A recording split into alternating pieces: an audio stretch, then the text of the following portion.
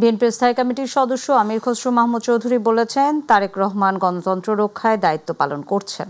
খালেদা জিয়ার মতো তার সন্তানও গণতন্ত্রের সংগ্রাম চালিয়ে স্বৈরাচারকে বিতাড়িত করেছেন।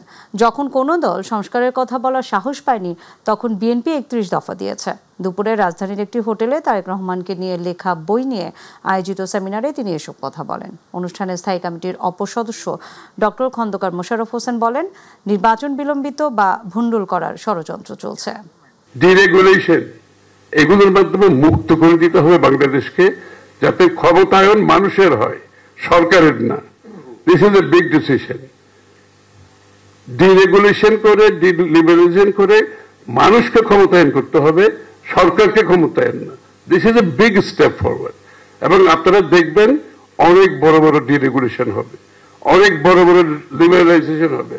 এটা ওনার ইচ্ছা যে মানুষকে ক্ষমতায়ন করা, সরকারকে নয়।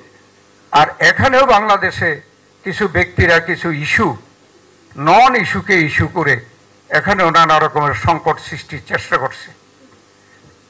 আমাদের নেতা তারেক রহমান যখন আমাদের আসন ঘোষণা করে, তখনও বিকল্প নাই।